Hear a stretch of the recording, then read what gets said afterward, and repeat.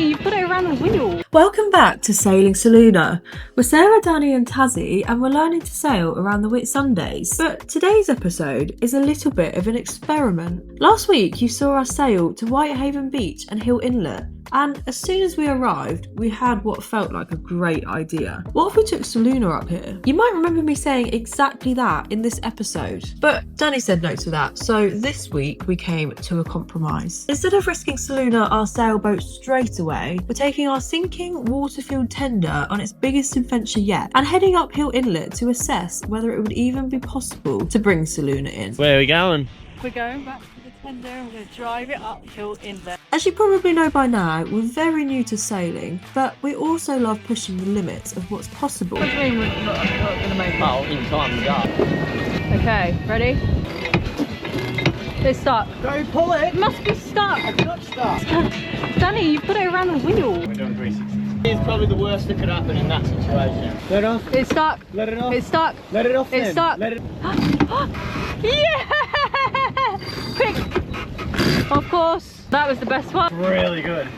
I'm learning lots today. Soluna has a 1.8 metre draft and a 4-ton fin keel, so taking her up Hill Inlet, where the depths can be less than 2 metres, isn't a decision that we can take lightly. Most people know Hill Inlet from the lookout, the swirling white sands, the shallow turquoise water, but from the water it has a very different feel. Hill Inlet is a tidal sand inlet, not a fixed channel. This means that the depths change constantly with tides, wind and sand movement. What might be passable one week could be completely dry the next. If you look at Hill Inlet on Navionics, there's very limited usable information. There are extremely shallow surroundings near the entrance, which are well under 2 metres. The large sandbanks are marked with drying heights. There's patchy depth data instead of a continuous channel, and large areas are marked as unsurveyed tidal flats. There's no marked channel, no leads, no beacons, no navigation aids, and most importantly, no guarantees. But the biggest issue for us is the draft. Large sections of Hill Inlet sit well under 1.8 metres, especially away from high tide or after shifting sand. As we explored in the tender, we also noticed a strong tidal flow through the narrow sections. With very little room for the water to move, the current funnels through quickly, which could make slow, precise manoeuvring extremely difficult in a heavy keel boat. You can actually see this in the water. The colour changes rapidly, showing how it can be deep one moment and shallow the next. Even in the tender, Danny kept telling me to lean forward to lift the engine at the back so we don't touch the bottom. And that's in a tiny boat with no keel. But I don't think it would work quite the same in Soluna. Hill Inlet is a tidal estuary system, which means it's a mix of salt and fresh water, and it attracts estuary adapted predators and nurseries. There's lots of animals which are commonly found in Hill Inlet, including lots of rays. We've seen so many stingrays. Hard to work out if it's a stingray or a rock, but swimming around everywhere. Whoa! Look at them, they're there! Danny, where are you going? Wow, look at it!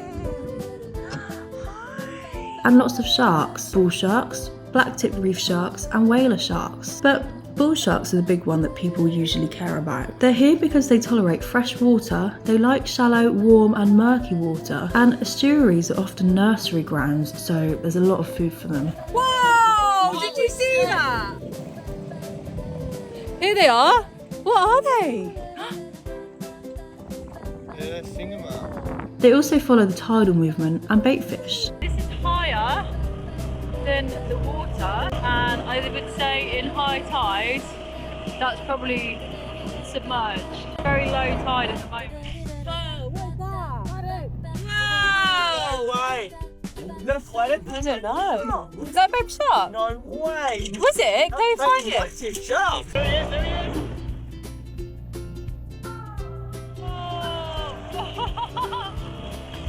There's a ray! I feel like we're gonna see a crocodile. There's a lot of fish, bait and crustaceans, and what you can see in this video are soldier crabs. But Why does all this life matter for Soluna? It matters because it shows that there's a food chain which attracts predators, and it also affects the water. It means there's changing sand, active tidal flows, and unpredictable water behaviour. Although the sand here is very soft, which tells us that touching the bottom wouldn't necessarily be catastrophic, that combined with a strong tidal flow, there's a real risk of not being able to slow down enough. Soluna's 4-ton fin keel could dig into the sand, and on a falling tide, that could mean getting stuck or putting dangerous sideways load on the rudder. So all of these factors are telling us that this isn't something to rush. In the tender, we found that we can spin around quickly, change direction easily, and react fast, especially when we saw rays and sharks suddenly appear and we wanted to go and get a closer look. But Soluna is a 43-foot sailboat. Hill Inlet narrows very quickly, and once you commit, turning around or reversing out,